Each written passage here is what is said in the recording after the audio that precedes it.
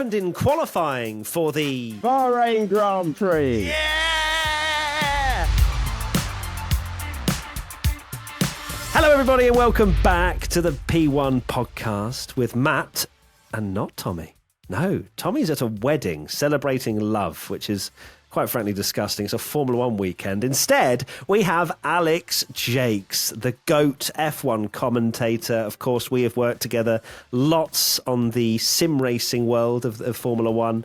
Alex, how are you, my friend? I am very good. Thank you for having me first and foremost. And yeah, we get to talk about the real thing today. So what a treat. What a treat indeed. Right, let's get into Q1 first and foremost, where the bottom five were Hulkenberg, yes, Hulkenberg, Lawson, Bortoletto, Stroll and Behrman. Now, the big talking point for this one, not that there was a massive scalp. I think Behrman, my biggest good surprise of the season, I was quite disappointed to see down in 20th. But the big talking point, and we'll dive straight into the first question from Simon composes, why did the stewards wait 40 minutes to delete Hulkenberg's lap, meaning Albon lost out in Q2, and can they appeal some kind of reparation? Well, that is going to be a murky waters to find out whether that actually happens. But Hulk, so to paint the picture for anyone that did miss that, Hulk was technically through to Q2, pipping Alex Albon to 15th position. And then just randomly before the end of qualifying, we heard, Hulkenberg's lap time has been deleted, which gave I think, was it Perez 2022 vibes in Austria? And it's a big thing because Albon, it's not like it's 15th or 16th on the grid. It's Albon's chance to do a decent job in Q2 and potentially make it through to Q3. You've got to ref it in the allotted time allowed. And you cannot have a situation whereby you're reordering the grid when you're in another segment of qualifying.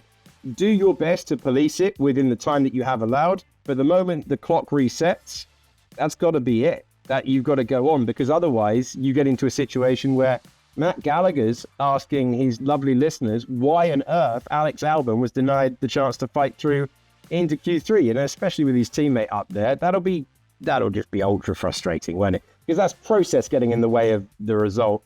And so I think you've just got to go. We either delete the times by the time we get to the green light at the start of Q2, or you get away with one. Of course, they kind of, in some ways, have to make that decision of, he did do an illegal lap time, make that change. But I guess from your side, it makes sense as well that you can't just be randomly changing things once the session is done. It's a difficult area, but for Albon, it's going to be gutting because you look at Carlos Sainz up in P8 in that Williams. I think Sainz has looked better this weekend and perhaps had a slight advantage over Albon, which is the first time we've probably seen that so far with them being teammates.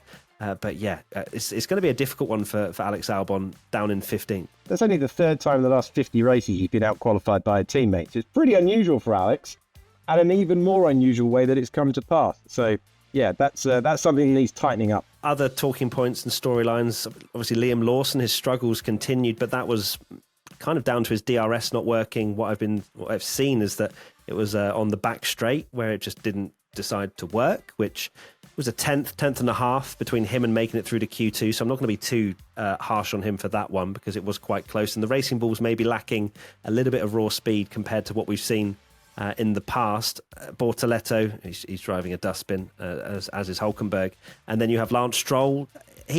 Lance Stroll.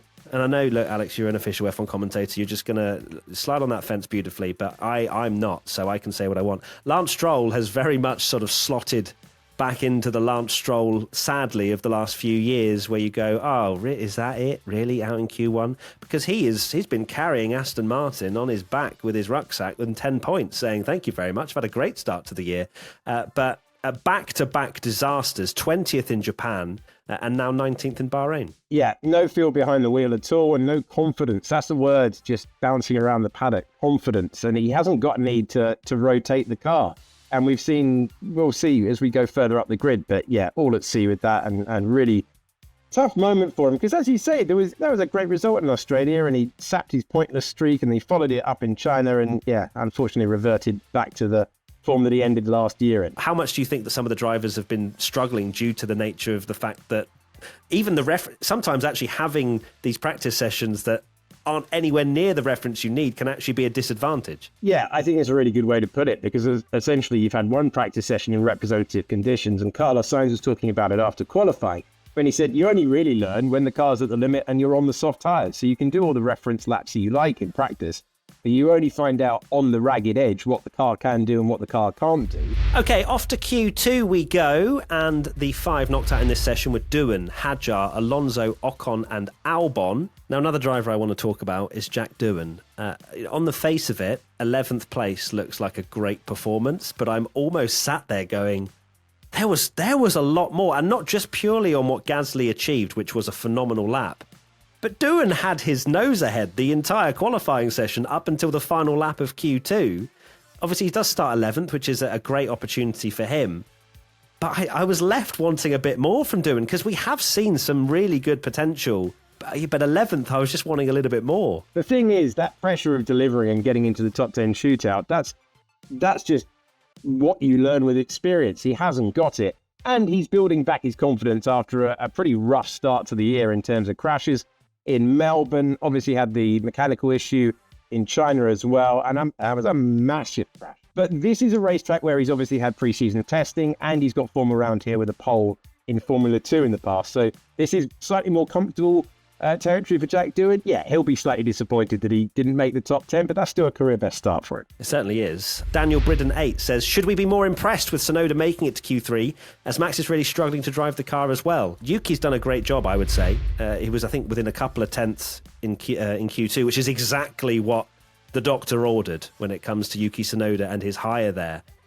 But I think overall, as Red Bull, you're sort of scratching your heads a little bit, aren't you? I think that's impressive to get through, because there's a little bit of pressure there after what happened in Japan last week on Yuki. And Friday looked, obviously from watching practice, it looked painful. And I have to say, after FP3, I was thinking he'll do well to make it out of Q1 here. And he did, and he managed to make Q3 for the first time at that circuit. So solid stuff from him, because that was more of a mental test than a physical one. The Red Bull was obviously not the races. Now, before we dive to Q3, there is a man I want to talk about, Fernando Alonso, 13th on the grid. Quite an anonymous just start to the season for Alonso. It's not gone his way. But the team radio that he came out with, it felt heavily sarcastic. I don't know if it was or not, because it made absolutely no sense why he was saying it's. I think it's typical Fernando Alonso, where he wanted to make sure he knew everybody knew that he got the absolute maximum out the car, but then saying "well done, guys." I was like, is he really that happy right now with 13th? And that is exactly the lap that he could have got out. I don't know. It just felt as though there is a simmering frustration that Fernando Alonso is feeling. I'm a fan of a bucket load of sarcasm. But given that he didn't even have a steering wheel attached to the car yesterday, I feel like it's not impossible that it was genuine.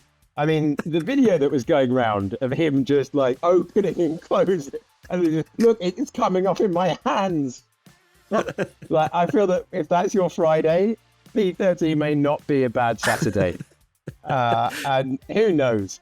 As long as Jolene Palmer and David Coulthard in the commentary box, they thought it was sarcastic.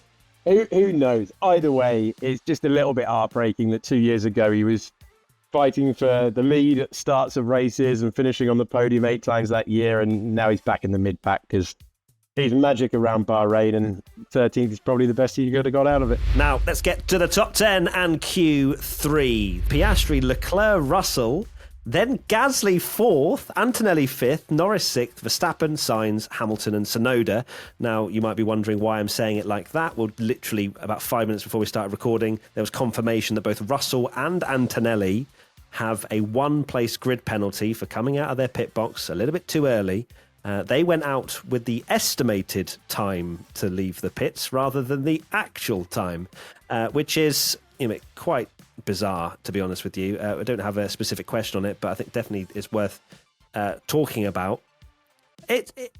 Nothing happened when they did that. Yes, I know there is a time where it's deemed the pit lane is safe, and perhaps there is a slap on the wrist to be had, but a one-place grid penalty, I feel as though is a bit over the top, especially from an outsider's perspective. is there slightly mixed messaging there, dropping an estimated time and then a real time, and mistakes can be made? I don't know. I just felt like a one-place grid penalty for something like that. It felt like a team fine, a reprimand, whatever it might be. I'm totally with you. And also, if there's no absolute necessity to change the grid after we've gone off air, don't do it. There's just, go to dinner, live your life, have a wonderful time. I don't really see, if you're into one place grid penalties, you could have probably let it slid. Yeah, I don't understand that one particularly, and I didn't understand Max's in Qatar last year. And if it's impeding a driver, you got to penalise it. You've affected the result. If it's queuing in the pit lane, that is admin. It's not a World Admin Championship. Question, Darren talks ball. Is it too early to say that this may actually be a fairly tight race over the course of the season between the 4 fastest teams? Well, of course, I think this, Darren, is coming very much at the angle of Lando Norris in the fastest car, not able to deliver to the extent that his teammate did. Oscar obviously on pole, a brilliant lap from him. It's an interesting story, isn't it, with the fact that McLaren have the fastest car, but they don't have a world champion in either of their drivers. They both are learning on the fly. Lando, of course, is a bit more experienced than Oscar. Oscar's trajectory, I've been so impressed with. So if Oscar can get this momentum and not make the mistakes that we've seen from Lando occasionally, of course, Lando had a great win in Australia, which I think was unfairly criticised, then but Oscar may well start to run away with this and take the championship lead. But there are mistakes out there, both from the drivers and the teams. You've got George Russell, who I think is outperforming that Mercedes brilliantly. Kimi Antonelli's now starting to get a handle of that car, at least from this weekend. Charles Leclerc's the greatest driver of all time, so of course he's getting the car up there as well. So I just threw that one in there. But it's not a done and dusted. McLaren have got this in the bag, and it's clear to see with Max 1 point behind coming into this. It's a wide open race because of the thing that you highlighted, Matt. You've got 2 drivers who are rapid, trying to reach a level across 24 races that they've never reached before. And we saw big progress last year with Lando Norris. And the one bulletproof thing for Lando last year was qualifying. And I think that is why after Q3, it's the first time that we saw him almost struck with, what's going on here? Quali was the strength last year. I should be building on that. This should not be the difficult bit. And this is so counterintuitive. But I'd love him to commit no news, no headlines. Don't say that it feels like I've never driven a Formula One car before. Mumble your way through, give no sound bites, and deal with that away from the cameras. Because every single question on the driver's parade, from everyone on the grid tomorrow, even when going for a wee before the race, is going to be like, oh, you were beating yourself up yesterday. You're putting that negative energy back in your head on Sunday if you come out after quali and beat yourself up. It's very reminiscent of early Andy Murray, British tennis player, years ago, used to berate himself time and time again. And when he started winning majors, his coach would not let him do it. And I think that's a step that Lando's going to take. He'll look at the data, he'll come back. And with the right timing tomorrow, he's still a factor to win this race. Question from a P1 Patreon member, Old Father Ted. Is Lando feeling the pressure from Oscar already? I am in complete agreement that Lando needs to just give it a couple of word answers. Don't over-explain yourself, because you're always going to get misquoted. You're always going to get pushed in a different light. And Lando is a phenomenal driver. He is so quick, and I think, and we've seen it already. We've seen it in Abu Dhabi last year. He can lead from the front, and he can deal with pressure. He had the Constructors' Championship, which McLaren were very much wanting, on his shoulders from lap 1 in Abu Dhabi, and had Sainz within 1.5 seconds, 2 seconds the entire race. It's not to say that he can't deal with pressure, because he can. But there is obviously these moments that will make him start to question. I think he will be a little bit concerned to see just how good Oscar is becoming. But he is still learning in the sense of fighting for a championship. We saw that last year, and we're seeing it again this year. But can he learn quick enough to win one? Because in my opinion, McLaren aren't going to be fastest from 26. So this is Piastri and Norris's potentially their last chance for a little while. The great thing is he's incredibly talented, Matt. That he is rapid, and Piastri has had to up his game, because the biggest difference between the two of them was qualifying pace. by a mile. 20-4 last year, and suddenly Oscar's got a handle on that. Great for him, and he's brought the heat. That's why Lando's feeling the pressure after qualifying, but it's a very long campaign. We're going all the way to December. Is a long time to put it right. Now, we have to speak about a man that will start fourth. Obviously, he qualified fifth, Pierre Gasly. T-Gas 6912. Realistically, can Gasly finish within a few places up or down of where he qualified? Gasly has outperformed that car amazingly. This is the Gasly that we're so used to seeing back in the sort of AlphaTauri days and whatnot. So it's great to see Gasly be able to perform like this in qualifying. You got to think Norris is coming through, maybe Verstappen once he sorts his brake issues, because that was something he was constantly complaining about in qualifying, which I think definitely did hinder him from potentially getting up towards sort of third position on the grid. Sainz, I don't think so. Hamilton's had a difficult qualifying. You expect him to be strong in the race. He always is. So I think Gasly will be happy if he finishes seventh tomorrow with no DNFs. I think that would be a strong result. When he's in the groove, as we saw at Vegas last year, when he's in the groove, he's absolutely rapid. And wonderful to hear his team radio when you usually hear swearing and complaining. So it was lovely to hear swearing and a positive message at the end. So great delivery from him. Any points, even P9, P10, great result. All he needs, Alpine just need to get up and running. Phenomenal stuff. I think that pretty much sums up qualifying for the Bahrain Grand Prix. Big shout out to you, Alex Jakes, for slotting in for Tommy, who, of course, will be back tomorrow after his celebrations, his wedding celebrations. Not his; he's been married for many years. How would you sum up your thoughts and feelings going into tomorrow, Alex? Are you excited for this one?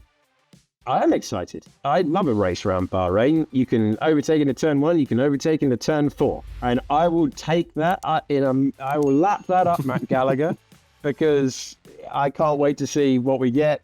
We should get some side-by-side action, and Piastri's in a great position to convert, but I don't know. We keep thinking at the start of weekends we're going to get one thing, and we keep getting another. So I'm all for it. I'm having a lot of fun this year.